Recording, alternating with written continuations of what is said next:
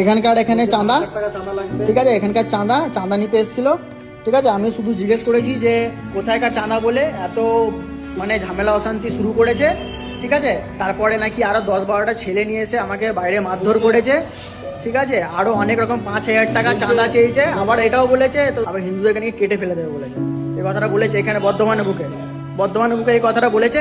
কটা শুধু চাঁদা চাইছে, এই 500,000 টাকা চাঁদার জন্য এই জিনিসগুলো বলেছে আজকে আমাদেরকে। তার ওপরে আবার নাকি বলেছে যদি 5,000 টাকা চাঁদা নিয়ে দিই তাহলে গাড়ি এখান থেকে তুলে দেবে, গাড়ি এখান থেকে উঠিয়ে ফেলে দেবে।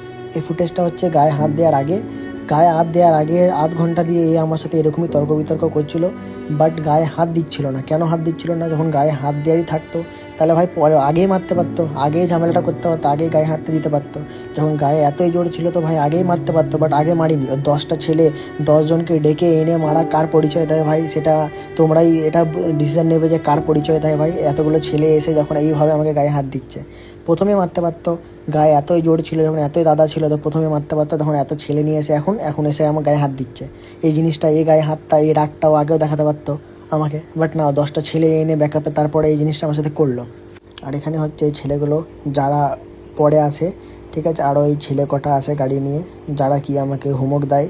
আমি ভেতরে বসে থাকা অবস্থায় আমাকে নাকি ধমকি দেয় যে আমি নাকি আমাকে বের করে আমাকে নাকি মারবে, আমাকে নাকি কেটে ফেলে দেবে, ঠিক আছে। ভেতর থেকে দেখুন, আপনি দেখতে পাচ্ছেন পোস্টারটা দেখে, এই ভাত দেখুন কীভাবে ইশারা করছে আর কীভাবে কী গাল দিচ্ছে, অভদ্রতা দেখাচ্ছে। দেখুন কীভাবে গালটা অনেক বাজেভাবে গাল দিয়েছে।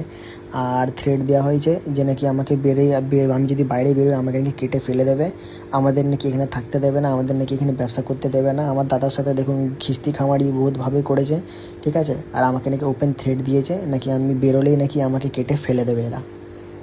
এরপর জানি না এরপর থানা কী অ্যাকশান নেবে, এর ওপরে প্রশাসন কী অ্যাকশান নেবে।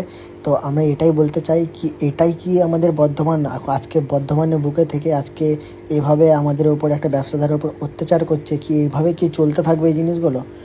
বলো এবার তো এর উত্তর আর এর শাস্তি কী হবে এবার তোমরাই বলো।